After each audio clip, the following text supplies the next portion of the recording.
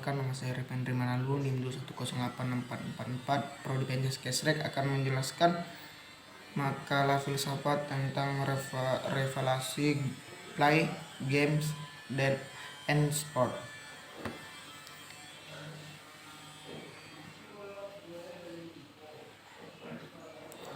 Pengertian play. Play merupakan suatu perbuatan atau kegiatan sukarela yang dilakukan dalam batas-batas ruang dan waktu tertentu yang sudah ditetapkan menurut aturan yang telah diterima secara sukarela, tetapi mengikat sepenuhnya dengan tujuan dalam dirinya serta oleh perasaan tegang dan gembira dan kesadaran.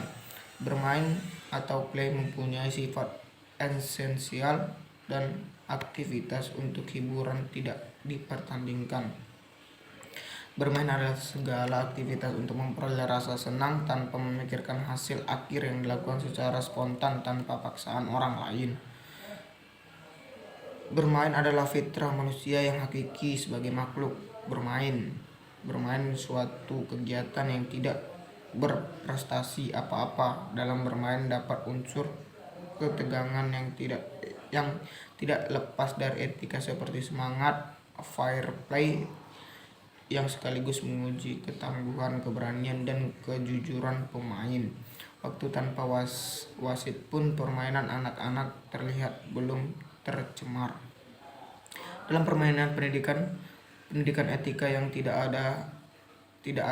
mengenal pada suatu ajaran tertentu, karena anak tidak melihat sisi religius teman dan bentuk permainan, karena tidak ada aturan dalam hal religius dalam manusia yang baik dan kritis, sehingga proses pemberian pembelajaran lebih bersifat mengembangkan daya pikir kritis dengan mengamati realitas kehidupan. Dalam hal ini terdapat 7 ciri-ciri yang dapat dijadikan acuan untuk menentukan apakah semua itu bermain atau bukan, yakni yang pertama, bermain dilakukan secara volunteer, bermain yang tidak secara sukarela tanpa paksaan atau tekanan dari orang lain. Yang kedua, bermain itu spontan, bermain kapanpun atau kapanpun mereka mau. Yang ketiga, kegiatan bermain lebih berorientasi pada proses daripada terhadap hasil atau akhir kegiatan.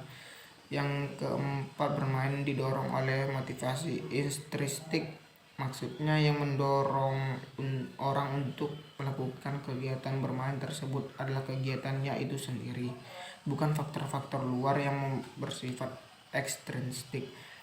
Yang kelima, yaitu bermain itu pada dasarnya menyenangkan. Yang keenam, bermain itu bersifat aktif. Bermain memerlukan keterlibatan aktif daripada pelakunya. Dan yang terakhir, yaitu bermain fleksibel. Dengan ciri berarti orang yang bermain memiliki kebebasan untuk memiliki jenis kegiatan yang ingin dilakukannya. Karakteristik play yang pertama yaitu bebas, yang kedua aktivitas, yang ketiga hasil dari aktivitas bermain adalah sesuatu yang tidak diketahui atau direncanakan, yang keempat aktivitas murni, yang kelima peraturan bermain bergantung pada kondisi, dan yang keenam kualitas bermain merupakan bagian dari kehidupan nyata. Macam-macam permainan atau play dapat dibedakan menjadi 5, yaitu yang pertama permainan fungsi, yaitu permainan yang menggunakan gerakan tubuh atau anggota tubuh. Yang kedua, permainan konstruktif, yaitu membuat suatu permainan. Yang ketiga, permainan reseptif, yaitu sambil mendengarkan cerita atau membaca buku cerita. Yang keempat, permainan peranan, yaitu dalam permainan ini akan bermain peran sebagai guru. Yang kelima, bermain sukses, yaitu diutamakan dalam bermain ini adalah presentasi sehingga diperlukan keberanian.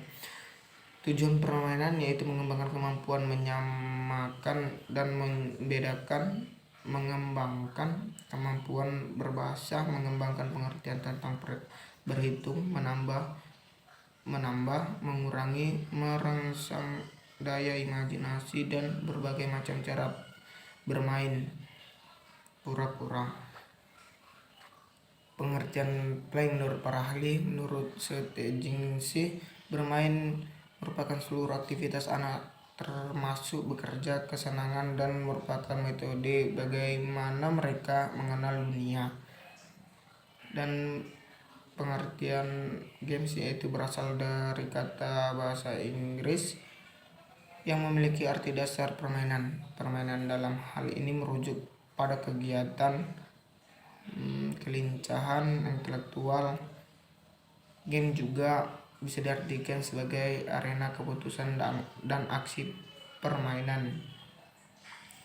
Ruang lingkup pada games mempunyai karakteristik antara lain, yang pertama kompetensi, dan yang kedua hasil ditentukan oleh keterampilan fisik, strategis dan kesempatan. Adapun yang harus diperhatikan saat bermain menurut Steigensi pada tahun 1995 adalah yaitu ekstra energi, yang kedua waktu, yang ketiga alat permainan, yang keempat ruangan untuk bermain atau bisa juga di luar lapangan, yang ketiga pengetahuan cara bermain, yang keempat teman bermain. Sarannya yang C, pengertian sport. Olahraga telah ada sejak nenek moyang kita dahulu. Sering sekali kita mendengar olahraga juga mencatat sejarah yang cukup panjang. Adanya berbagai olahraga baru menuntut mewarnai kehidupan manusia di muka bumi. Dalam prospektif pengembangan ilmu olahraga masa kini dan masa depan, yang pada hakikatnya olahraga merupakan bagian atau salah satu segi kehidupan manusia yang beradab baik sepanjang masa atau dari masa ke masa. Dengan demikian kita sudah harus menjadikan olahraga sebagai ilmu yang harus kita pelajari. Dengan keilmuan yang terus berkembang, olahraga ini dapat diperhitungkan. Maksudnya, dulu kita sering berpikir kalau olahraga dalam pelaksanaan pertandingan dan perlombaan ini dapat dilakukan oleh siapa saja dan dapat dimenangkan oleh siapa saja. Namun setelah ada penelitian, orang-orang yang bisa mengembangkan bakatnya dalam olahraga sekarang sudah bisa dicari melalui pemeriksaan medis yang kompleks. Artinya proses pencarian calon atlet dilakukan dengan mencari bakat dari anak-anak kecil. Selain itu, proses untuk menjadi juara dalam suatu pertandingan.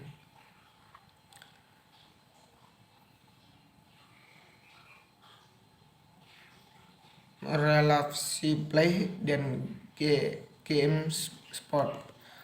Menurut Edward pada tahun 1973, pengertian olahraga bergerak dari pengertian yang luas meliputi play, games, dan sport.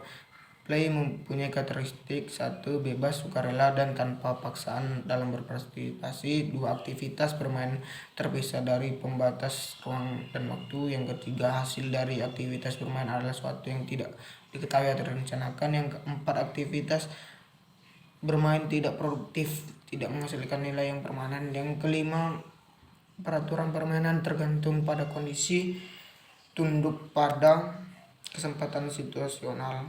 Dan yang keenam, kualitas bermain merupakan bagian dari kehidupan nyata. Games merupakan bagian dari play. Semua bentuk dari play games memiliki semua karakteristik play, akan tetapi semua itu diatur dalam peraturan yang sengaja dibuat dan harus ditaati bersama.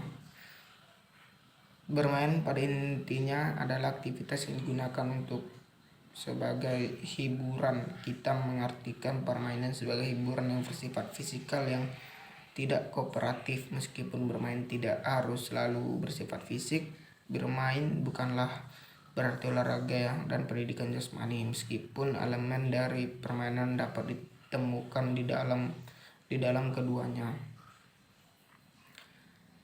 Kesimpulannya itu secara hierarki bahwa olahraga dapat dilakukan untuk meningkatkan keterampilan gerak manusia. Pada dasarnya manusia itu hidup untuk bergerak.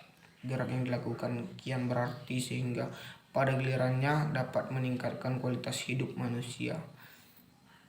Sarannya